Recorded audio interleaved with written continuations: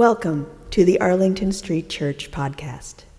Founded in 1729, Arlington Street continues today as a gathering place for progressive people of faith in the greater Boston area and beyond.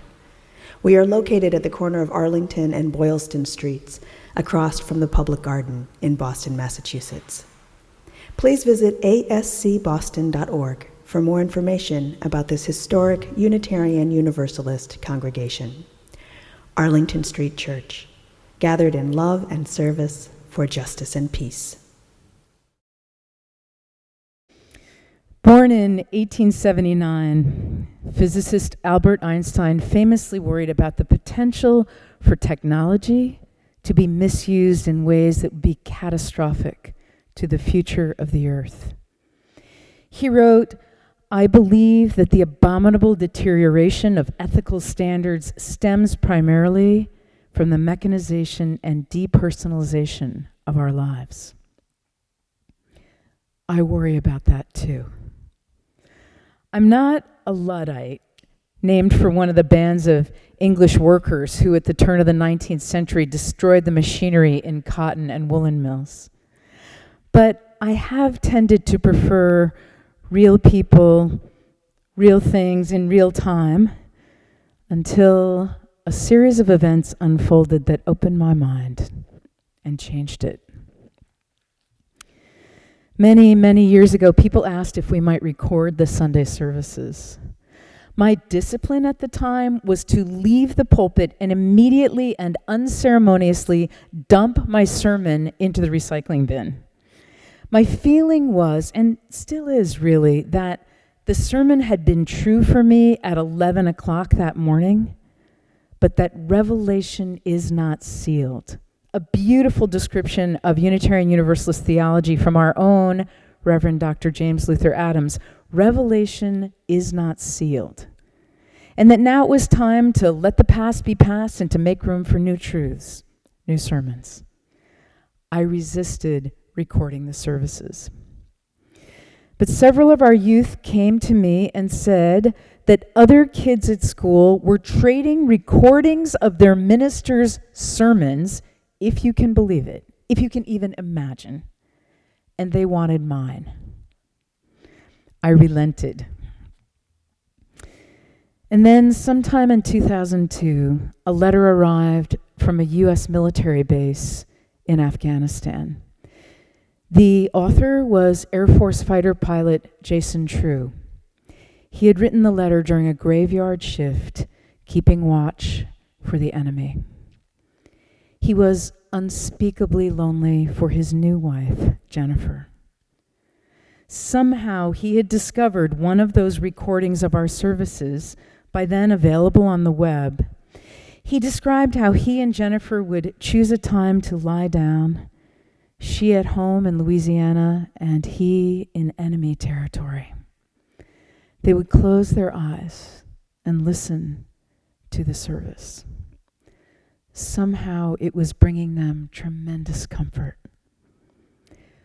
"We imagine we are lying together," he wrote, "holding hands, feeling connected to each other and to all of you. I just wanted you to know." Jason's letter marked the formal end of my resistance to any way that technology might help us get the beautiful heart of Arlington Street Church and the life-saving message of Unitarian Universalism out into the world. When the pandemic hit and we were told we could not be together in person, I lay awake all night, night after night. The idea was literally unfathomable to me. My wife, Kim Moorhead, a former software engineer, said, "We can do this. I'll help you." In his inimitable style, tech team lead Art Navas said, "No problem." You sent me photos of yourself, which Reverend Beth printed out and we taped up in the pews. And I learned to preach to an otherwise empty sanctuary, preach into a camera, imagining the lens as a magic doorway to you. It is. How is it that this time threatened to take away everything I hold dearest has become a time of deepening, of intimacy and laughter, of feeling closer than ever? Yes, it is thanks to technology, especially Zoom, to the heroics of our tech team, and to the willingness of Director of Music Mark David Buckles and our staff musicians to reimagine just what church music can be. And it's thanks to you, who were determined not to let go of each other, despite the powerful forces that could so easily have torn us apart. I will never, ever forget this time when technology proffered a lifeline of connection, and we held on tight. This year, we have welcomed people from across the country and around the world, throwing open the virtual great doors. When that great day comes that we can return to the sanctuary, some who have joined us during the pandemic will come through the physical great doors for the first time. And despite the fact that we know each other so well now, we'll finally meet each other in person. For many of us, especially those at a physical distance, Zoom will be your Sunday morning location of necessity or choice. We are completely committed to hybrid Sunday services, and as much as possible, we want to make the experience for those who are IRL and those who are virtual equally vivid. And while there are many things we don't know yet, one thing is certain. We're going to need to make an investment in some technology. The total cost has been estimated at $35,000. Last month at our Nuns and Fun event with the Sisters of Perpetual Indulgence, we got an extraordinary running start on the creation of the Tech Fund, a $7,500 start. Today, as we begin to raise our operating budget for the coming church year, my dream is that starting with our pledges today, we will fully fund that Tech Fund. This Sunday comes once a year when we're invited to remember the gifts that have come to us unbidden from this beloved spiritual community, and to literally pay forward our gratitude to uplift and uphold it. It's a Sunday of promising to give. But I'm thinking, too, about receiving. During this pandemic year, I have learned so much about receiving. No matter how undone I am by having to be physically separated from you, the moment your beautiful faces appear in the Zoom room, I can feel the joy returning. There you are, reassuring me with the gifts of your attention, insight, humor, tenderness, and steadfastness. I have 3 very short stories to share with you today, bound each to each in having originated in the Holocaust and in illustrating the blurring of giving and receiving, receiving and giving. Extraordinary devotion. The first story comes from my colleague, Walter LaFleur, who serves our congregation in Roanoke, Virginia. About a year after he started attending a Unitarian Universalist church, Walter was just beginning to know some of the people there. He hadn't joined the church yet, and says he didn't really understand what it meant to be in community. Then he was diagnosed with prostate cancer. He was young, and it was serious. After his surgery, people from the church began offering to help. He felt embarrassed by the intention, and he wasn't accustomed to being on the receiving end. His first reaction was to say, "Oh, thank you, but really I'm okay. Thanks anyway." But he says stopping those people was a little like trying to stop a train. They just kept calling, kept coming, and bringing me the most delicious food, he says. He really didn't know what to make of it.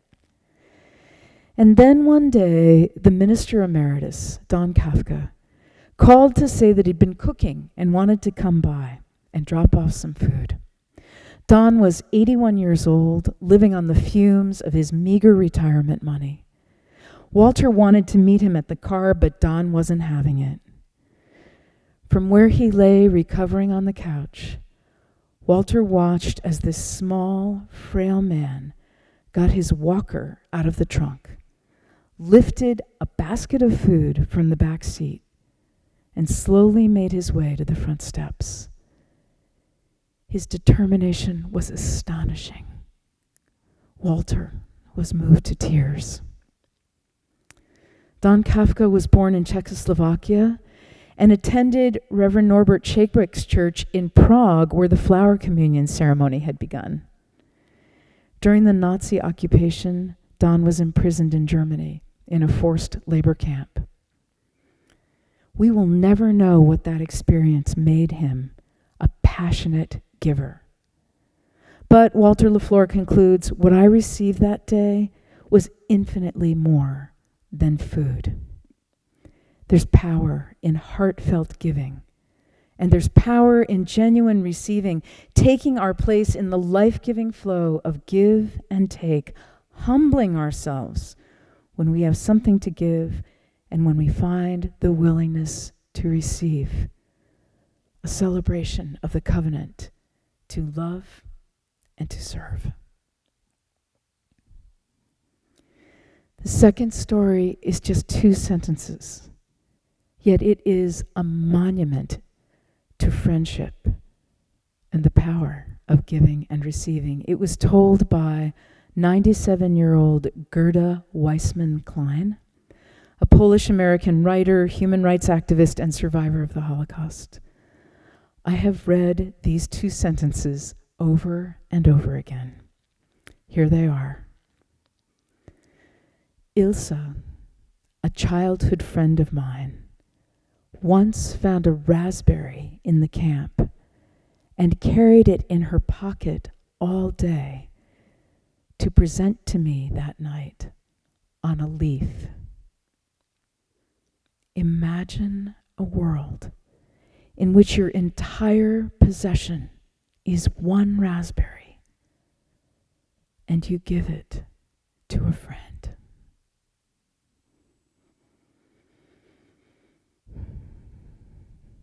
The third and final story was told to Yafa Eliach as she collected stories that became her 1988 book, Hasidic Tales of the Holocaust.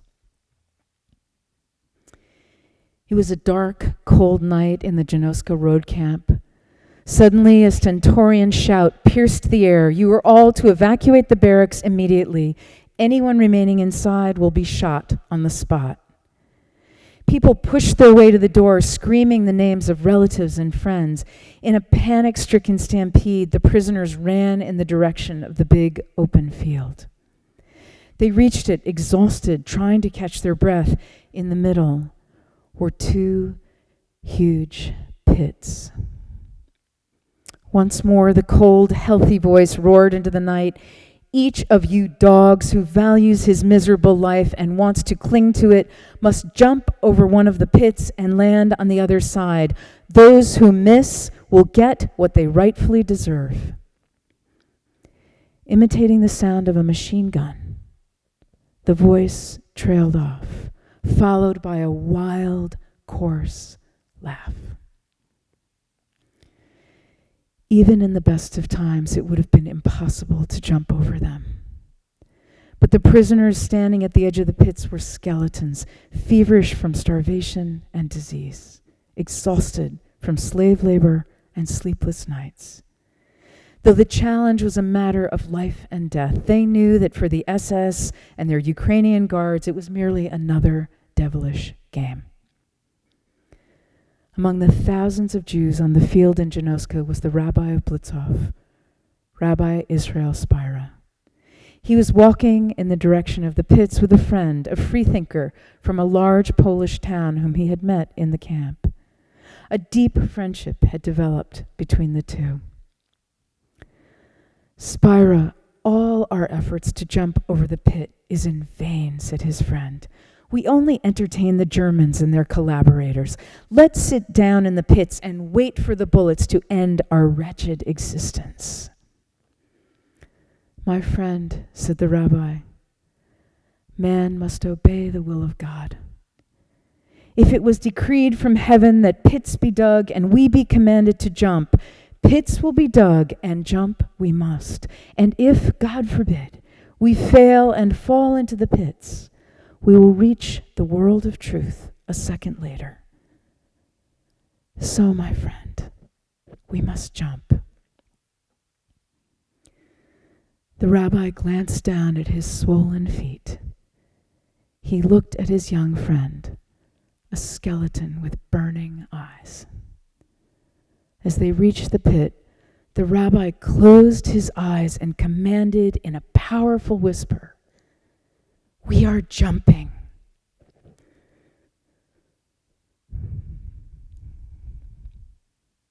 When they opened their eyes, they found themselves standing on the other side of the pit. "Spira, we are here, we are alive," the friend repeated over and over, warm tears streaming down his face. "Spira, for your sake, I am alive. Indeed, there must be a God in heaven. Tell me, Rebbe, how did we do it?" "I was holding on to my ancestral merit," Rabbi Spira said. "I was holding on to the coattails of my father and my grandfather and my great-grandfather of blessed memory. Tell me, my friend, how did you reach the other side of the pit?" His friend replied, "I was holding on to you." Beloved spiritual companions, we imagine we are lying together holding hands, feeling connected to each other and to all of you, he wrote. "I just wanted you to know." She said, "We can do this. I'll help you." He said, "No problem."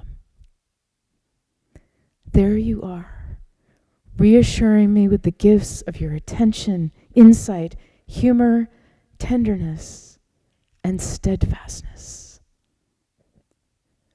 This small, frail man got his walker out of the trunk, lifted a basket of food from the back seat, and slowly made his way to the front steps. She carried a raspberry in her pocket all day to present that night on a leaf.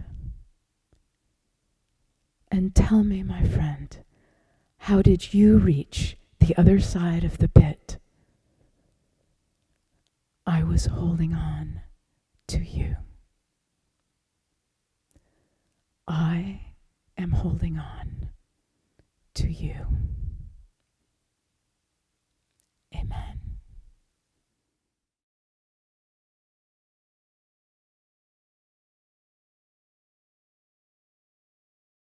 And now for our benediction, I invite you to put your hands over your heart in Namaste. I bow to the divine in you. There you are, reassuring me with the gifts of your attention, insight, humor, tenderness, and steadfastness. Tell me, my friends, how did you reach the other side of the pit? I was holding on to you.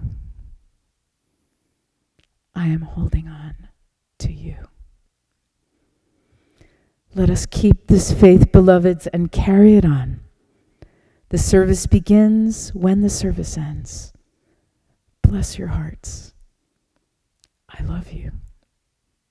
Amen.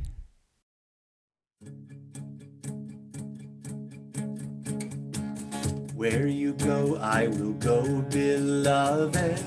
Where you go, I will go. Where you go, I will go, beloved. Where you go, I will go. For your people are my people, your people are mine. Your people are my people, you're divine, my divine. Where you go, I will go, beloved. Where you go, I will go. Where you go, I will go, beloved. Where you go, I will go. For your people are my people, your people are mine. Your people are my people, you're divine, my divine.